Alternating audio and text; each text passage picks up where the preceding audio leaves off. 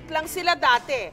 Laging karay-karay ng kanilang mga magulang tuwing may laban si Pacquiao. Pero ngayon, gustong gumawa ng sarili nilang pangalan. Sina Jimuel at Michael Pacquiao. Nasundan ng publiko ang kanilang paglaki. Sa tuwing may laban kasi sa boxing ang kanilang ama, kasama sila sa mga tinututukan ng kamera. Congratulations, Daddy! Sina Jimuel at Michael. Panganay at pangalawang anak ng mag-asawang Jinky at Manny Pacquiao. Saan na nga ba napunta ang mga taon? Ang mga dating chikiting? Para bang sa isang kisap mata? Bigla na lang naging mga binata. Si Jimuel, 15 anyos na. Si Michael naman, 14. Noong nakaraang buwan, #feeling blessed ang kanilang ina na si Jinky. Dahil ang kanyang mga binata, kinuhang endorsers ng isang sikat na brand ng damit. Let's fight fair. Let's keep it in the ring. Let's unite. At meron pa silang billboard sa EDSA. Nito lang Huwebes, lumipad ang aming team sa General Santos City para kamustahin ang magkapatid. Nagsimula raw ang modeling stint ng dalawa nung minsang nag-post ang kanilang ina ng litrato ni Jimuel sa prom. Tapos may gusto daw sanang kumuha. Yun, yung mom ko lang ang nagsabi sa akin. Tanggap ko lang. Dahil mga baguhan sa larangang ito, natural lang na nung una, kabado raw ang dalawa. Parang mahirap at first para sa amin. Kasi nabaguhan kami sa maraming tao at sa camera. Pero nag-enjoy naman daw sa kanilang photo shoot. Lalo't kasama nila ang kanilang ina na aminadong stage mother. Gusto ko yung nandyan ako lagi sa mga anak ko pag kailangan nila ako. Lalo na sa mga ganyan pag first time mong gagawin. Pagkatapos daw ng kanilang endorsement ng mga damit, aba may sumunod pa. Si Jimuel, kinuha ring model para sa isang spa. Pero paglilinaw ng dalawa, wala silang balak pasukin ang showbiz.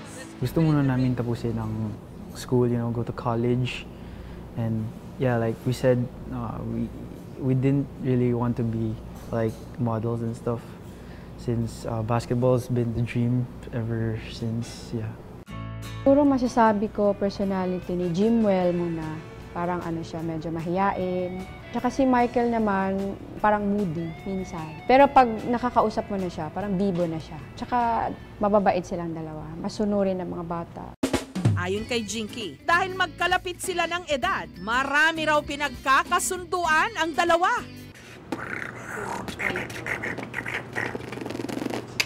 Yeah, we're very close since we were little. We're always staying in the same room, same school, everything. So we were never separated.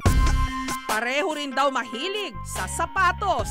Ang kanilang shoe rack, puno ng rubber shoes. Karamihan, nabili raw nung sila'y nasa abroad. This is our shoe collection. Specifically, this is my favorite one since I'm a fan of Stephen Curry. It's my favorite shoe. It's Kyrie too. Grade 10 na ngayon si Jimuel.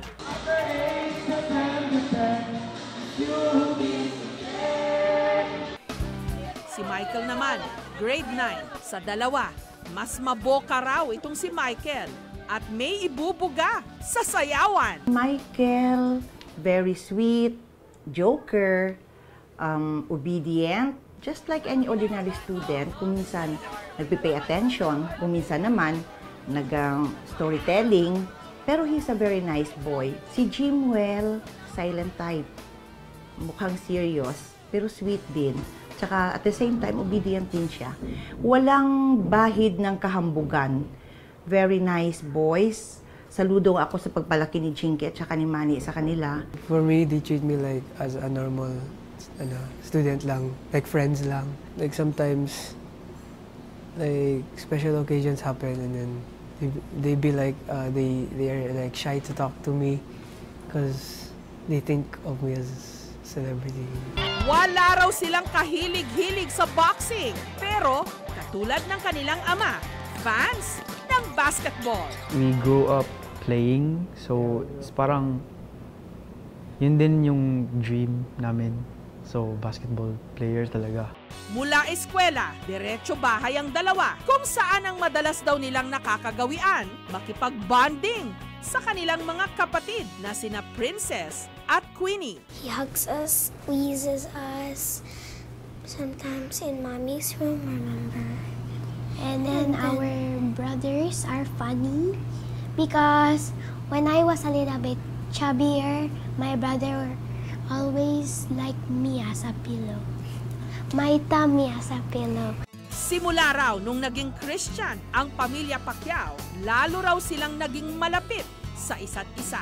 We have more family bonding time, together reading the Bible and, praying together. It's a blessing to be in this family, and then, like my brother said, good example for teenagers.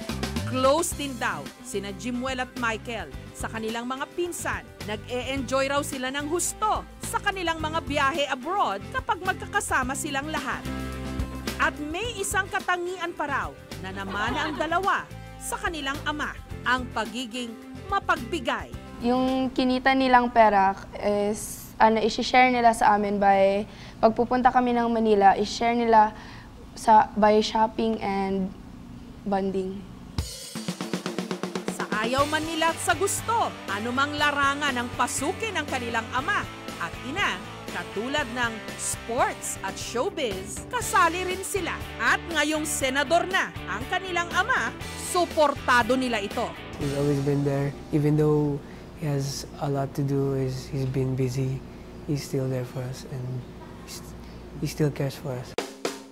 Kung ano raw ang puno, siya rin ang bunga. Pero sina Jimwell at Michael, ngayon pa lang, nagsisikap na ring gumawa ng sarili nilang pangalan.